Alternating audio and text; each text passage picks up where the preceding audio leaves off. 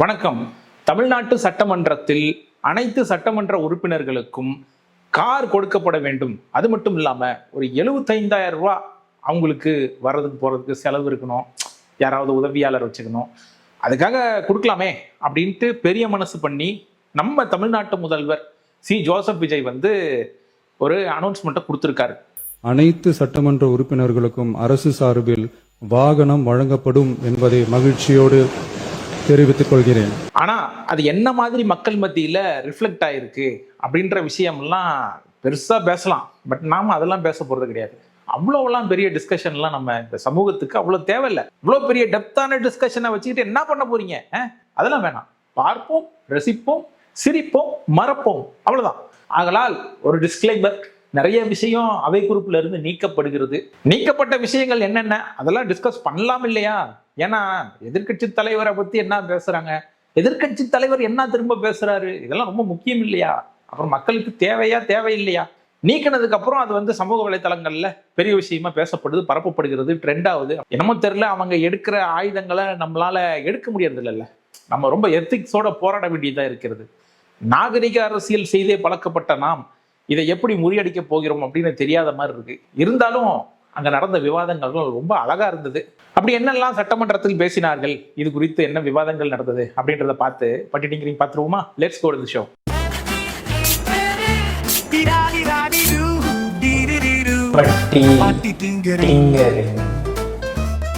அனைத்து சட்டமன்ற உறுப்பினர்களுக்கும் அரசு சார்பில் வாகனம் வழங்கப்படும் என்பதை மகிழ்ச்சியோடு தெரிவித்துக் கொள்கிறேன். கொடுக்கிற காரை இன்னோவா காராக கொடுத்தால் நன்றாக இருக்கும். ஊராம் வீட்டு நெய்யில உங்க வீட்டுக்கு ஸ்வீட் செய்யாதீங்க. இப்படி சாமானிய மனிதனுக்கே நல்லது கெட்டது செய்யறதுக்கு நம்ம கணக்கு பார்க்க வேண்டியது இருக்கு. எங்கேயோ இடிக்குது எங்க கணக்கு. ஐயோ, நிதி நிலைமை சரியில்லைங்களே, இல்லைன்னா நான் செஞ்சிருப்பேனே, என் கை அப்படியே எல்லாத்தையும் அள்ளி கொடுத்துடணும் போல இருக்கு மக்களுக்கு. ஆனால் என்ன பண்ணுவது, என் கைகள் கட்டப்பட்டு இருக்கின்றன, கொடுக்கறதுக்கு ஒண்ணுமே இல்லை, கஜானாவை தொடச்சி வச்சுட்டு போயிருக்காங்க அப்படின்லாம் நம்ம ஃபீல் பண்ற நேரத்துல கார் அவசியமா அப்படின்னா, ஆமாம் கார் அவசியம். அப்படிதான் என்ன பண்ணுவேன் அப்படின்னு பேசுங்கண்ணே. யாரு கேக்குறா? கஜானாவை சுத்தமா தொடச்சி வலிச்சு வச்சுட்டு போயிருக்கிறப்போ, தூக்க முடியாத சுமையை ஏத்தி வச்சுட்டு போயிருக்கிறப்போ, அனைத்து சட்டமன்ற உறுப்பினர்களுக்கும் அரசு சார்பில் வாகனம் வழங்கப்படும் என்பதை மகிழ்ச்சியோடு தெரிவித்துக் கொள்கிறேன். மக்களோட ஒரு அடிப்படை வாழ்வாதாரத்துக்கு ஏதாவது பிரச்சனைக்குன்னு கேட்டா நிதி சுமைன்னு சொல்றீங்க. இதுக்கு மட்டும் எங்கிருந்து சார் காசு வருது? இந்த கார் மேட்டர் அவ்வளவு சாதாரணமான விஷயமாங்க? ஏங்க, எவ்வளவு பெரிய மனசு இருந்திருந்தா இப்படி அனைத்து சட்டமன்ற உறுப்பினர்களுக்கும் காரு 75,000 ரூபாய் சாதாரணமான விஷயமா? எப்படி எல்லாம் பாராட்டணும்? பாட்டு பாடியே பாராட்டலாம். அரசின் கவனத்தை ஈர்க்கலாம். லலிதாவின் பாட்டுக்கு பாட்டு. பாட்டுக்கு பாட்டு. முதலில் உங்கள் அபிமான பாடலை பாட உங்களுக்கு ஒரு வாய்ப்பு. கொடுத்ததெல்லாம் கொடுத்தார். பாத்தீங்களா? தாரம் தார் கார் கேக்குறாங்களா? தார் காரா? இவர் யாருக்காக கொடுத்தார்? ஒருத்தருக்காக கொடுத்தார், இல்லை ஊருக்காக கொடுத்தார். அருமை அருமை அருமை. நீங்கள் ஆரம்பிக்க வேண்டிய அல்லது நடில். மணப்பாற மாடு கட்டி கட்டி, மணப்பாற மாடு கட்டி, மாயவரம் ஏறு பூட்டி வயக்காட்ட உழுது போடு செல்லக்கண்ணு. செல்லக்கண்ணு, இனிமே கவலைப்பட வேணாம் செல்லக்கண்ணு. இனிமே எல்லா சட்டமன்ற உறுப்பினர்களுக்கும் கார் வருது செல்லக்கண்ணு. Don't worry Chellakannu.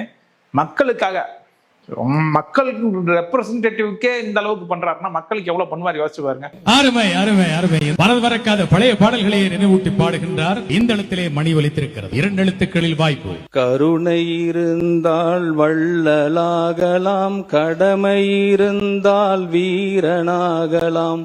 முதல்ல மனுஷனா மாறுங்கடா. இந்த இடத்திலே மணி ஒலித்திருக்கிறது. அல்ல நெடில். நானே போட போறேன் சட்டம், பொதுவில் நன்மை பொருந்திடும் திட்டம், நன்மை பொருந்திடும் திட்டம், நாடு நலம் பெறும் திட்டம், நன்மை பொருந்திடும் திட்டம் என்று முத்தான பாடல்களை தந்த அற்புதமான ஒரு பாடகர். என்னங்க எனக்கு ஒண்ணுமே புரியல. அதுதானப்பா எனக்கும் புரியல. எங்களுக்கே சில நேரம் சட்டமன்றத்துக்கு வந்திருக்கோமா, இல்ல சூப்பர் சிங்கர் நிகழ்ச்சிக்கு வந்திருக்கோமா? சூப்பர் சிங்கர் அப்படின்ற வார்த்தையை பயன்படுத்தாதீங்க. அது அவை குறிப்புல இருந்து நீக்கிறோம். அதுக்கப்புறம் நீங்க சூப்பர் சிங்கர்ன்ற வார்த்தையை பயன்படுத்தக்கூடாது. சூப்பர் சிங்கர்ன்ற வார்த்தையே எங்களுக்கு ரொம்ப கடுப்பா இருக்கு, அதனால நீக்கிறோம் அப்படின்னு சந்தேகப்படுற அளவுக்கு இங்கே பாட்டு நிகழ்ச்சியெல்லாம் நடந்து கொண்டிருக்கிறது. வாயால் வடை சுற்றும் காலம் மாறி மாறி சுட்ட வடையை, சுவையான வடையை சுட சுட கையில் கொடுக்கும் காலம் இது. இப்போ இதுல யாரு வடை சுட்டாங்க, யாரு வடை சுட்டு கொண்டு போய் மக்கள் கிட்ட கொடுக்க போறாங்க, கொஞ்சம் ஓப்பனா சொல்லலாமே. கல்லூரி படிக்கும் போது காதல் தோல்வி, பாவம், லவ் ஃபெயிலியர். இது ஒரு சோகமான கதை அப்படின்னு நீங்க நினைப்பீங்க, ஆனா சோகமான கதை மாதிரி ஆரம்பிச்சு வேற எங்கேயோ டிராவல் ஆகிட்டு போகுது கதை. பாருங்களேன், வேலையும் இல்ல, காரும் இல்ல. பாவம், நானே ரொம்ப கஷ்டப்படுறவன், ஏழை, கொஞ்சம் பாத்துக்குங்க. இன்னைக்கு வேலையும் கொடுத்திருக்காரு தலைவர், காரும் கொடுத்திருக்காரு. வேலை கொடுத்திருக்கிறார், காரும் கொடுத்திருக்கிறார். கார் கொடுத்ததால் அவ்வளவு நன்றி கடன் அவருக்கு. பாவம், ரொம்ப கஷ்டப்படுறவர் இல்ல, இந்த மாதிரி நபர்களுக்கு கொடுக்கலாம் இல்லைங்களா, தவறு கிடையாது. பட் உண்மையா இன்னைக்கு வேலையும் கொடுத்திருக்காரு தலைவர், காரும் கொடுத்திருக்காரு. தம்பி, எனக்கே பெருமையா இருக்கு. என்ன 60வது நாள்ல நீங்க ஆடிக்கார்ல போவீங்க? ஆடிக்கார்லயா? ஏன்னா நான் ட்ரெயின்ல தான் வரேன் அங்கிருந்து. ட்ரெயின்ல வர்றது தவறு கிடையாது. ஏன், நிறைய அரசியல்வாதிங்க அந்த காலத்துல இருந்து இந்த காலம் வரைக்கும் ட்ரெயின்ல டிராவல் பண்ணி வந்திருக்காங்களே, தவறு கிடையாது. இங்க உள்ள ஆட்டோல உள்ள வரும்போதெல்லாம் ஒவ்வொரு தடவையும் காவலர் பணியாளர்கள்லாம் கேட்பாங்க, யார் நீங்க? எம்எல்ஏன்னு சொல்லுவேன். ஐடி கார்டு தான் நம்ப மாட்டாங்க. நிஜமாவா? அடங்கப்பா, இது உலக நடிப்புடா சாமி. சிரிச்ச முகமாவே இருக்காப்லப்பா. தேங்க்யூ. என்ன கொடுத்தாங்கன்னு தெரியல, ரொம்ப தேங்க்யூ சொல்றாப்ல. அதாவது அண்ணா வாயில ஈஸியா தேங்க்யூ வந்துருது. ஏதாவது கொடுத்தா தானே, ஏதாவது செஞ்சா தானே நமக்கு தேங்க்யூ சொல்லுவோம். இது பாருங்களேன், வரவேற்கத்தக்கதுதான்.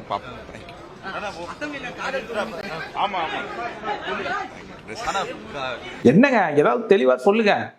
எல்லாம் சுத்தி நின்று கேள்வி கேட்கறாங்க, சிரிச்சுக்கிட்டே இருந்தா என்ன அர்த்தம்? ப்ளீஸ்.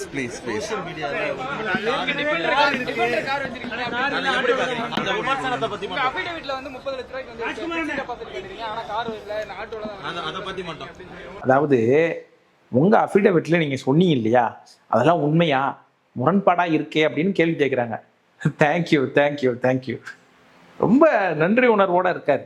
அது சிரிச்ச முகமா, சிரிச்சுக்கிட்டே இருக்கிறவங்க எவ்வளோ நல்ல மனிதர்கள்ப்பா அப்படின்ட்டு. ஆனா ஆடியோலாம் வருது, அதெல்லாம் கேட்டா பயங்கரமான ஆளா இருக்காப்லையே அப்படின்னு தோணுது. போய் பாருங்க, கேளுங்க. நான் டிஸ்டன்ஸ் ஜாஸ்தி, 450 கிலோமீட்டர் ட்ரெயின்ல வரேன் சொல்லியிருக்கிறேன். நிறைய சமூக வலைதளங்களை பரப்புறத நம்பாதீங்க. தேங்க்யூ. எதுக்காக எல்லாத்துக்கும் காரு சரி கொடுக்குறீங்க, உண்மையிலேயே அவங்களுக்கு தேவைதானா அப்படின்றத தெரிந்து அறிந்து கொண்டு கொடுங்க. அவங்க வேட்பு மனு தாக்கல் பண்ணியிருப்பாங்க, அதில் இருக்கிற டீட்டெயில்ஸ் வச்சு அவங்களுக்கு கார் தேவைப்படுதான்னு பார்த்து கொடுங்க அப்படின்னு சொல்லியிருக்காங்க. ஏற்கனவே தமிழ்நாடு அரசு கடும் நிதி நெருக்கடியில் இருப்பதாக மாண்புமிகு முதலமைச்சர் அவர்களே கூறி வருவதால் எங்களுடைய கழக தலைவர் மாண்புமிகு முன்னாள் முதலமைச்சர் திரு முத்துவேல் கருணாநிதி ஸ்டாலின் அவர்களின் அறிவுறுத்தலின் பேரில் திராவிட முன்னேற்ற கழகத்தைச் சேர்ந்த 59 சட்டமன்ற உறுப்பினர்கள் இவ்வாகனங்களை பெறுவதில்லை என்று முடிவெடுத்துள்ளோம். மேலும் அரசுக்கு ஏற்படுகின்ற தேவையற்ற செலவுகளை குறைக்கின்ற நோக்கத்தில் மாண்புமிகு சட்டமன்ற உறுப்பினர்கள் தங்களது தேர்தல் வேட்பு மனுவில் குறிப்பிட்டுள்ள பொருளாதார சூழலை கவனத்தில் கொண்டு பொருளாதாரத்தில் நலிவடைந்துள்ள உறுப்பினர்களுக்கு மட்டுமே இந்த அறிவிப்பின் கீழ் வாகனம் வழங்க வேண்டும் என்பதை இந்த அரசினுடைய கவனத்திற்கு தாங்கள் எடுத்து செல்ல வேண்டும் என்று கேட்டுக்கொள்கின்றேன். அதுக்கு போய் அப்பா கோவப்படணும், அந்த அளவுக்கு பொங்குறாங்க. மாண்புமிகு எதிர்க்கட்சி தலைவர்கிட்ட 2-3 வீடு இருக்கு, ஆனா அரசு பங்களால இருக்கிறாருல்ல. எவ்வளவு குசி பாத்தீங்களா பின்னாடி.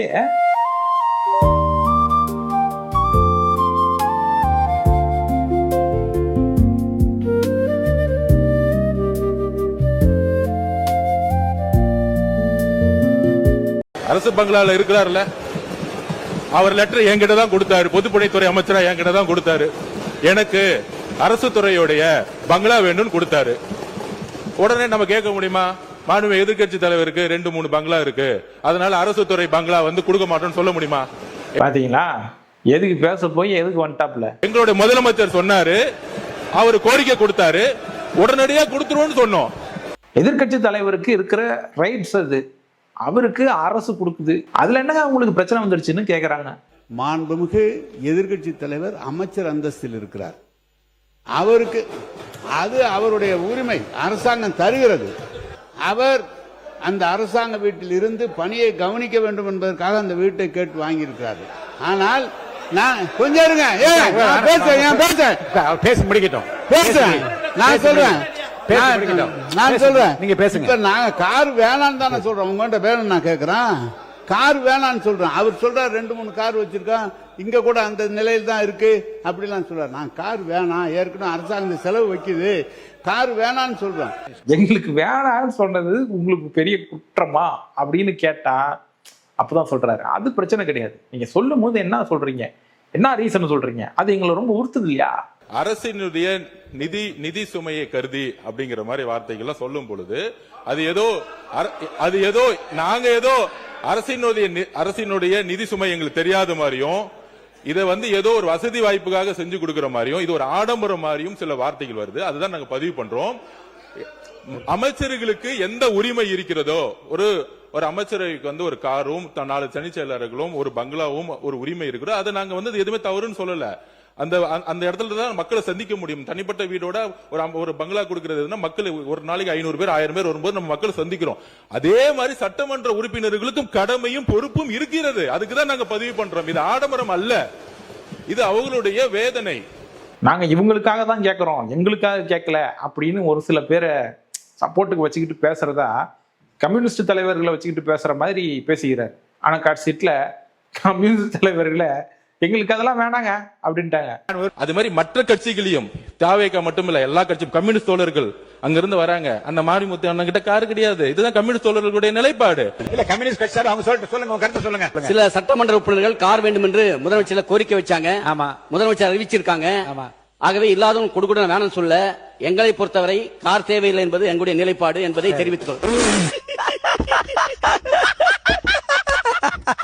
அனைத்து சட்டமன்ற உறுப்பினர் தான் அனௌன்ஸ்மெண்ட், நல்லா புரிஞ்சுங்க. ஆமா, நாங்க சொல்றோம் அனைத்து சட்டமன்ற உறுப்பினர் சொன்னா எல்லாம் சேர்த்து தான் சொல்லிருக்கீங்க. ஆமா, எங்க கட்சி தலைவர் சொல்றாரு ஏற்கனவே அரசாங்கம் கடன் பட்டு இருக்கிறது, விவசாயிக்கு முழுமையா தள்ளுபடி செய்யல, இப்படிப்பட்ட நிலையில நமக்கு கார் வேணாம் அப்படின்னு எங்களை அறிவுரை சொல்றாரு. ஆனால் திமுக சார்பா இருக்கிற 59 உறுப்பினர் தான் நாங்க எங்களுக்கு வேணான்னு சொல்ற மொழிய, அந்த பத்திர வேணாம் நீங்க வாங்காத அப்படின்னு நாங்க சொன்னோம். எங்களோட துணைத்தலைவர் அதான் சொன்னார். அதை புரிஞ்சுக்காம அரசியல் பண்றீங்க, இதுல என்ன அரசியல் இருக்குது? அதுதான் நான் சொல்ல வரோம். அதாவது நம்மளுடைய என்ன சொல்றது, தேர்தல் இதுல 10,000 ரூபாய் இருக்குன்னு சொல்லிட்டு ரேஞ்ச் ரோவர் கார்ல போகக்கூடிய அமைச்சர்கள் இங்க கிடையாது. எங்களுடைய தேர்தல் அறிக்கையில எங்களுடைய நாமினேஷன்ல என்ன இருக்கோ, நாமினேஷன்ல என்ன இருக்கோ அதுதான் நாங்க பதிவு பண்றோம். நாங்க ஆக்சுவலா அவர் உடனே முதல்ல ஏற்கனவே இருக்கிற தேர்தல் பணியில் இருந்தது 10,000 தான் இருக்கு, கார் இல்லைன்னு சொன்னா நீங்க தப்பு தானே நாங்க சொன்னா கேஸ் போடுங்களேன், கேஸ். ஏங்க உண்மைதானே சொல்றேன். உண்மை தேர்தல் நிக்கும் போது கொடுக்கிற அவிடவிட்ல என்ன இருக்காதான் அதை கொடுக்க முடியும். எனவே எதை எடுத்தாலும் ஒரு குதர்க்கமாக பேசினா எப்படி சரியா இருக்கும்? அவரு நீங்க வீட்டுல காரு வேணான்னு தானே சொல்றோம், உங்களுக்கு செலவு கம்மி பண்ணுன்னு தானே சொல்றோம். அதுக்காக ஒருத்தர நீங்க 4 வீடு வச்சிருக்க 3 வீடு வச்சிருக்கேன்னா தெரியுமா, அமைச்சருக்கு தெரியுமா என்பது தெரியல. அமைச்சர் இப்ப சொந்த வீட்டுல இருக்கிறார், ஆனா அந்த அரசாங்கம் அந்த வீட்டுக்கு வாடகை கொடுக்குது.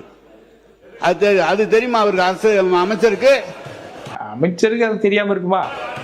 வீடு சொந்த வீட்டுல இருந்தா கூட அதுக்கு வாடகை கொடுக்குறாங்க. அதை ஒண்ணு வேணான்னு எழுதி கொடுங்க. அது மட்டும் இல்ல, இவங்களோட தேர்தல் பிரச்சாரத்துல இப்ப இருக்கக்கூடிய அமைச்சர்கள், சட்டமன்ற உறுப்பினர்கள், அவங்க இயக்கத்தை சேர்ந்தவங்க நிறைய பேர் சொல்லியிருக்காங்க, தொடர்ந்து இலவசமா கொடுக்குறீங்க, எல்லாத்தையும் இலவசமா கொடுக்குறீங்கன்னு குற்றம் சாட்டிட்டு இன்னைக்கு காரை இலவசமா நீங்க கொடுக்குறீங்க. அது உங்க முதலமைச்சருடைய உரிமை. நாங்க எங்களுக்கு கார் தேவையில்லை, எங்களுடைய திராவிட முன்னேற்ற கழக உறுப்பினருக்கு கார் தேவையில்லை. யார் யாருக்கு கார் வேணுமோ நீங்க வாங்கிக்கோங்க. எங்களுடைய வேண்டுகோள் என்னன்னா, வேட்புமனு தாக்கல்ல நீங்க அஃபிடவிட்ல ஃபைல் பண்ணிருப்பீங்க, யார் யாருக்கு கார் இல்ல, எவ்வளவு சொத்து இருக்கு அப்படின்னு சொல்லிருப்பீங்க. அதுக்கு தகுந்த மாதிரி அவங்களுடைய வசதி வாய்ப்புக்கு ஏற்ற மாதிரி கார் வாங்கி கொடுங்க என்பதுதான் எங்களுடைய சஜஷன். சில வார்த்தைகளை என்னன்னு தெரியல, இன்னைக்கு எதிர்கட்சி தலைவர் காலையில இருந்து ஆளுங்கட்சியை வம்புழுக்க கூடிய வார்த்தைகளாவே பேசிட்டு இருக்காரு. வம்பு இழுக்கிறாங்க. எதிர்கட்சி தலைவர் இவங்களை எதிர்த்து கேள்வி கேட்டக்கூடாது, வம்புழுக்க வராங்க.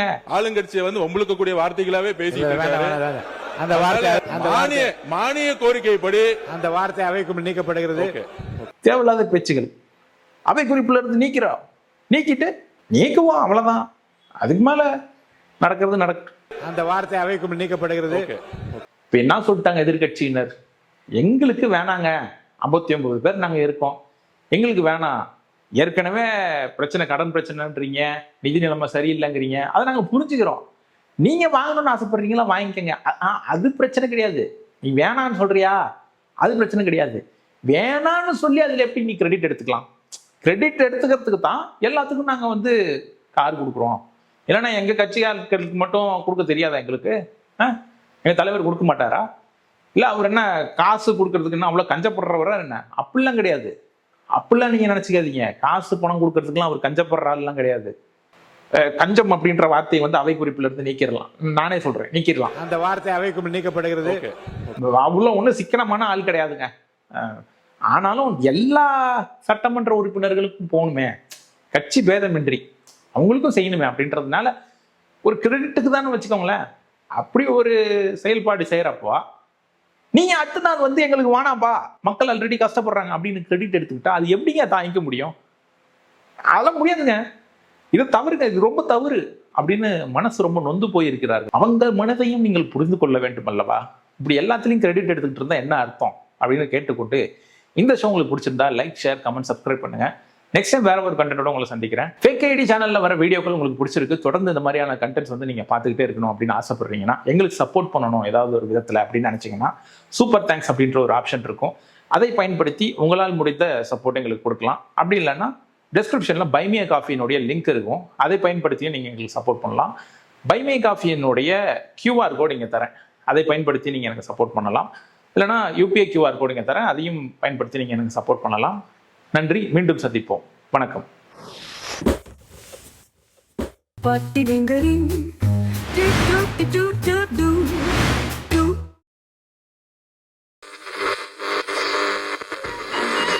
பேசிட்டு போகட்டும், உளறிட்டு திரியட்டும், புத்திமதி சொல்ல வேணாம், முத்தி போச்சுங்க, பட்டில் தெரிஞ்சுக்கட்டும், விட்டு விலகுங்க.